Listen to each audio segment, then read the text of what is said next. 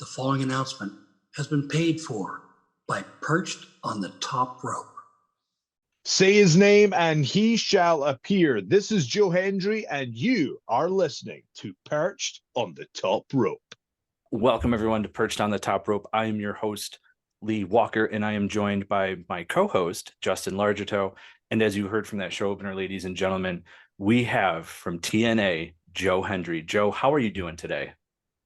I'm doing very well. Say his name and he shall appear. So here I am. I love appreciate that. I didn't hear the clap, but I saw it, and I appreciate it. You're welcome. You're welcome. So it was announced today that TNA renewed its partnership with Warner Bros. Discovery Broadcasting for exclusive content via Eurosport India.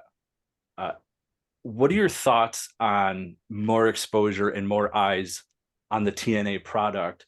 And could there be a possibility at some point we see Joe Hendry and TNA do a tour in India? Okay, so obviously India is a huge market for professional wrestling, and particularly for TNA as well. And I'm excited about any time that we broaden our horizons and get deals all over the world. Because look, the deal is this. Everybody knows that everyone that watches TNA knows that we have got an amazing show, and we've had an amazing show for a very long time now. We're just going to bring more eyes to that show. So when I hear about these deals and more people seeing Joe Hendry around the world, I absolutely love it. And hey, I've never been to India. I love to travel. So let's make it happen. Totally up for that. Awesome. And, it was also announced today that at TNA Rebellion on April 20th and April 21st, that there is going to be a large TNA superstar roster signing where fans can have the opportunity to meet several of their favorite TNA stars. Will you be one of those stars as part of the meet and greet? Hey, if the right people are listening and they choose me to be on the meet and greet, then I would love to be there. I love doing these events. I want to do more of them. I miss doing them. So yeah, all for it. Oh, all right, absolutely. Now, one thing we had talked about in the past was your amateur wrestling experience, which you got late into the game at 26, transferring over from judo. What was that experience like for you? You're also a two-time national champion over in Britain, and you participated in the 2018 Commonwealth Games. What was it like to be able to participate in those, being late into amateur wrestling? And what was the response from those that amateur wrestlers? So it's interesting. I'm one of these people, when I'm convinced, if I become convinced that I can achieve something, then I will show no fear towards it, and I will just run forward and do it. And I've like to think I've got a pretty good understanding of what my skill set is.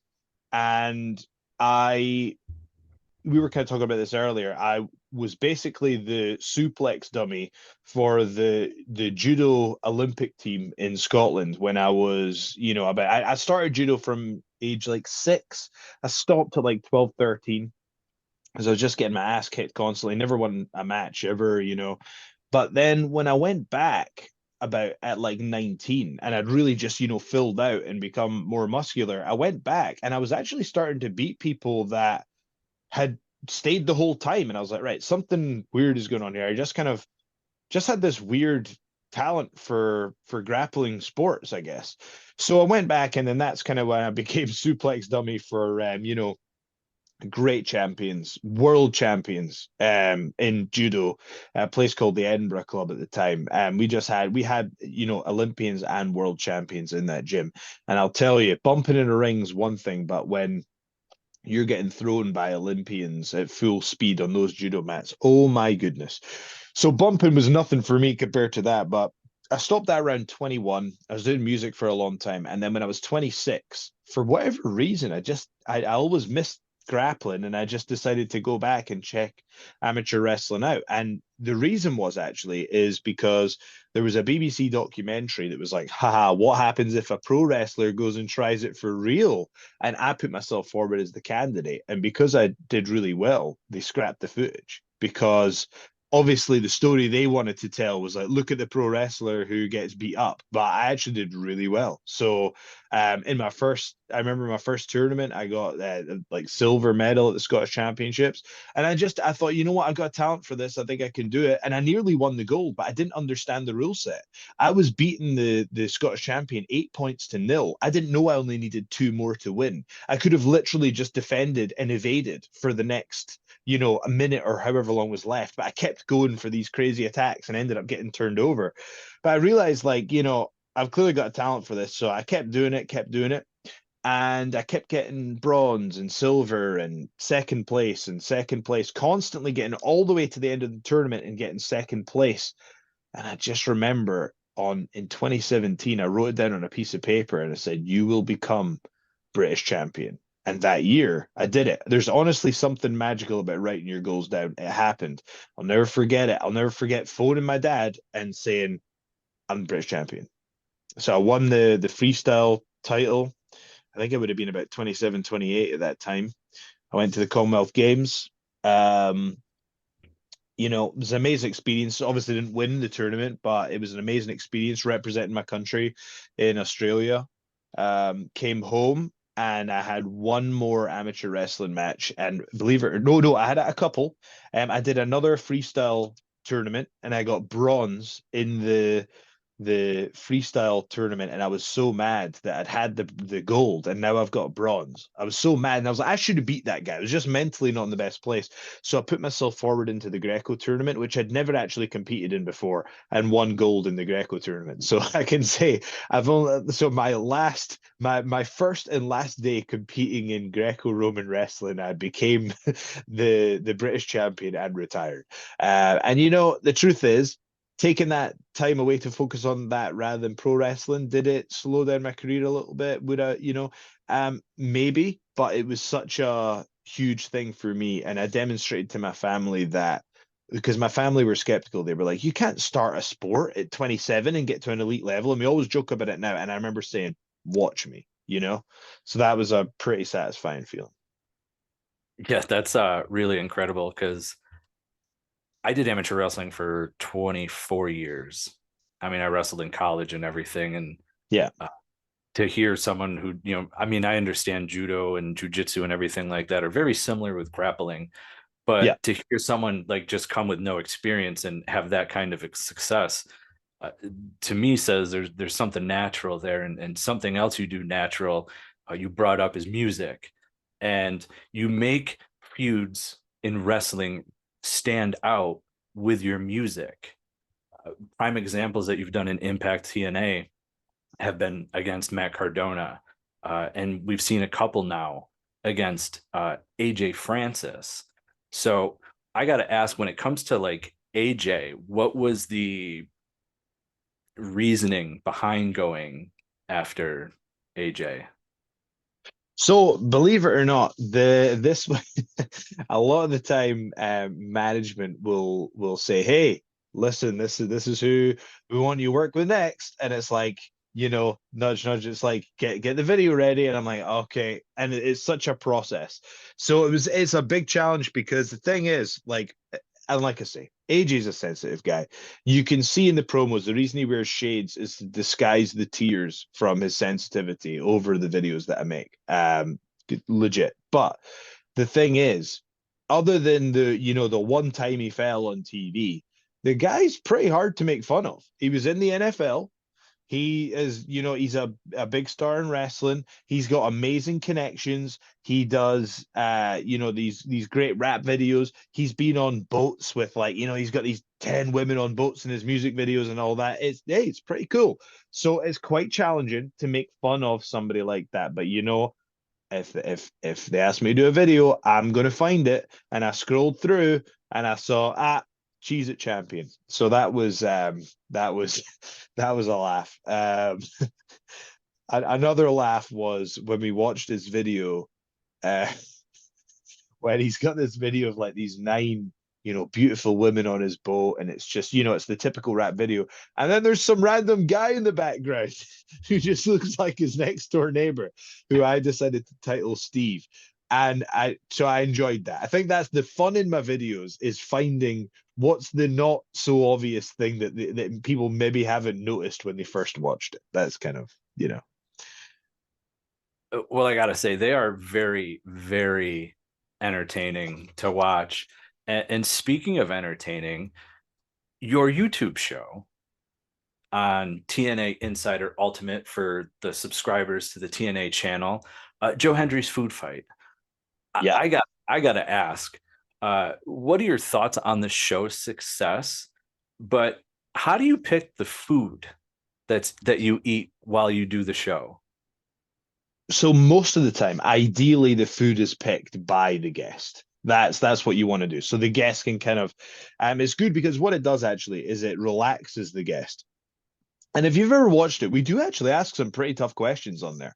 So I think sometimes when you have like a comfort food, it kind of allows people to relax. And actually, the thing I love about the show is you get to see a side of the wrestlers you wouldn't usually see. So one of the key questions that I ask wrestlers is, tell me about a day that you thought about quitting. Now, if you imagine if I was to come on this interview and just say that, that's going to be pretty jarring. Be like, whoa, what do you mean? But I think people need to hear that stuff because we've all had difficult moments on the road of getting to where we're going to. And at the end of the day, we're all human beings. And I think sometimes if someone's trying to achieve a goal and they hear, well, wait, my favorite wrestler actually had some pretty tough times there and managed to believe in themselves and overcome it, despite having these thoughts of even walking away. I think when you add those tough questions, I think it's just they turn into really great conversations. And I actually feel like you build some rapport and trust with your colleagues as well. It's a show I love doing. I love doing it. We've almost hit a year now. We've filmed something like 45 episodes. So we're less than 2 months away from it running for an entire year, which is, to have guests and food and, things being filmed professionally, no matter where you are in the world, every week for a year. We only missed 1 week when we transferred over to the new online platform. It's a big challenge. So it's something I'm very proud of. I'm very grateful to management for giving me the opportunity and continuing to allow me to do it as well. It's really a fantastic show, especially Thank you. with the guests you pick, because it's not always the main event stars. You have new signees on the show, and there was one that I really laughed at with the incident of Taco Bell being in your car for 45 minutes. Had me roaring. Yeah. So, Yeah, that was a tough one. I felt pretty bad about that one. So I'd said to Emerson, anything you want. She's like, yay, Topo Bamba. It's this great restaurant we have in the UK. I don't know if you have it in the States. We have it over here. And unfortunately, it wasn't possible due to time restrictions. So I showed up at Taco Bell and she was rightfully very upset. totally understandable. You bring up like hard questions and things like that. One of the questions I always like to ask uh, any talent I have on this show is, if you could go back to your essentially be Impact TNA debut, what would you tell yourself and why?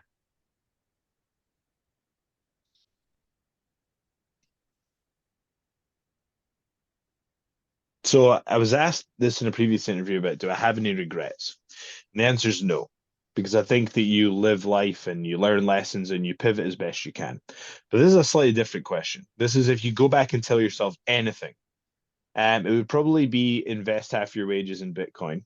But aside from that, I think it would be um, never stop training. And that was something that Finn Balor said to me in 2013. But sometimes people will give you advice and you just don't quite hear it. And he's such a wise dude. He gave me such great advice, and I wish I'd heard it. Sometimes, a lot of the time, you'll get advice, you'll not know what it means or why it's so important.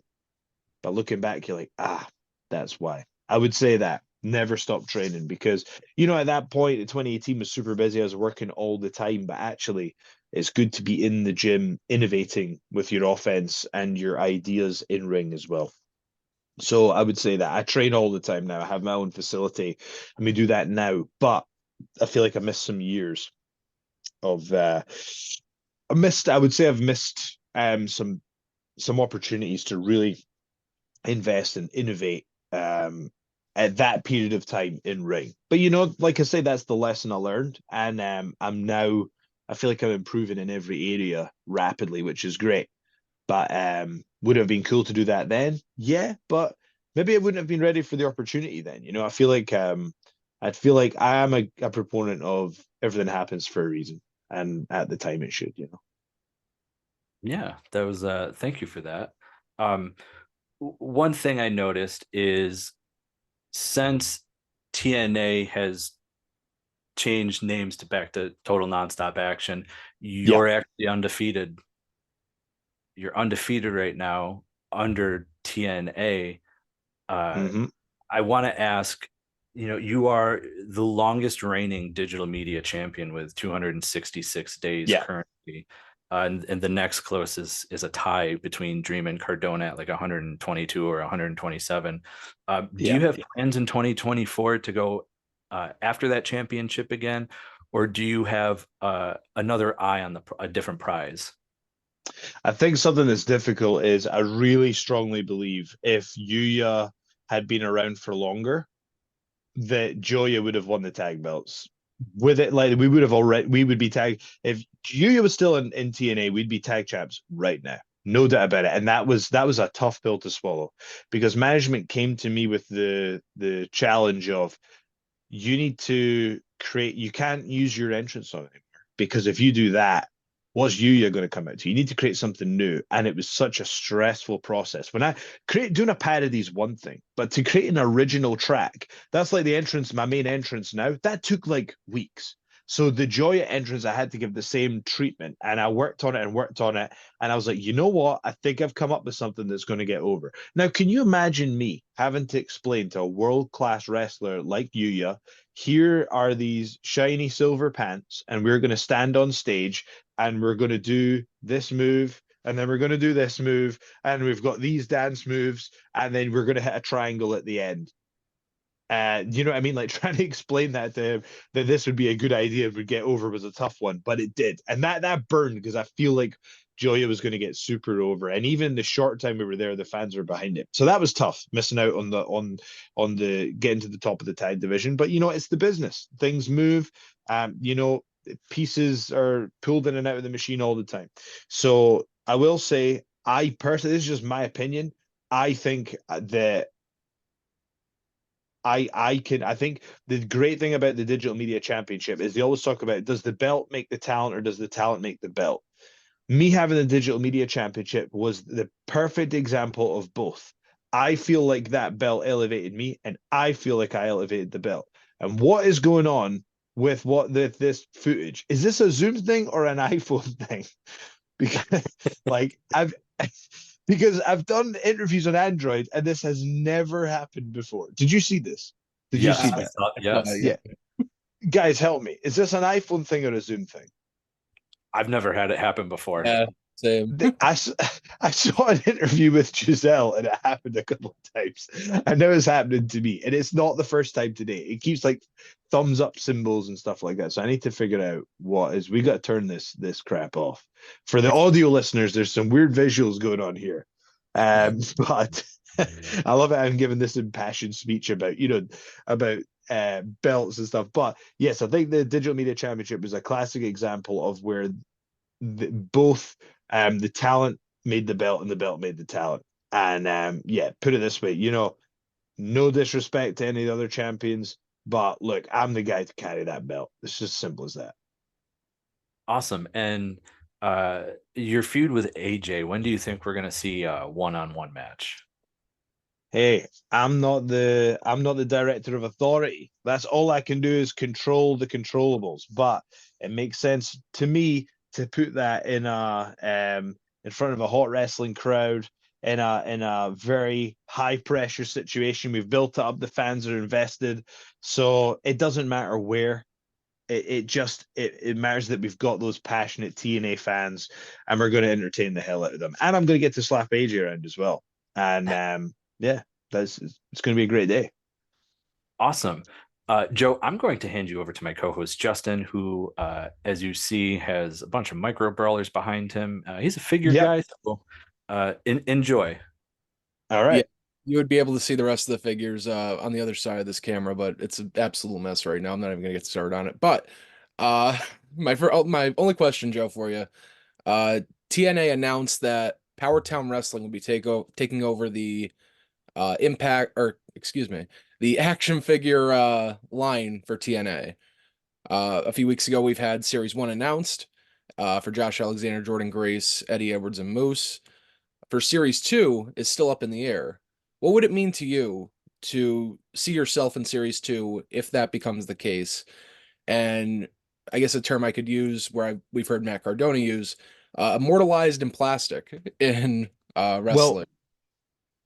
First of all, I think that Power Town figures are absolutely unbelievable. They are unbelievable, and it's absolutely thrilling that we're getting that opportunity to be partnered with them. I think that is real art. You know, it reminds me of Todd McFarlane figures. My dad always taught me that, like, there's figures and then there's Todd McFarlane figures. You know what I mean? The detail of that. And Power Town, I think, really speaks to me in that same way that Todd McFarlane figures spoke to me as a kid. You know, so I've got that real nostalgia collectible feeling about them. It's very cool. I would say if someone has an allergy to money, the worst thing you could probably do is get a figure out of Joe Hendry. If you're allergic to money and you hate making money, don't put Joe Hendry out as a figure.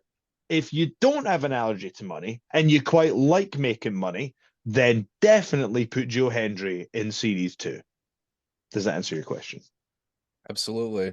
Lee, back to you. Awesome. We would like to thank TNA for allowing this interview to take place. Joe, we wish you the best of luck in your career, when you face AJ one-on-one, and we hope to see more music and more food fight coming out. Joe, if you would like, take the time to plug your socials for us, if you would. Yep, sure. Just main thing to do is just search Joe Hendry. It's at Joe Hendry on Twitter. I refuse to call it X. Come on, people. It's at Joe Hendry on Twitter. It's at Joe Hendry on Instagram. Make sure you watch Food Fight on our TNA Plus app, and also check out TNAWrestling.com as well. And make sure you get yourself along to a live show. Joe, we'd like to thank you for coming on the show today. And fans, remember, spoiler freeze, the way to be. We're out.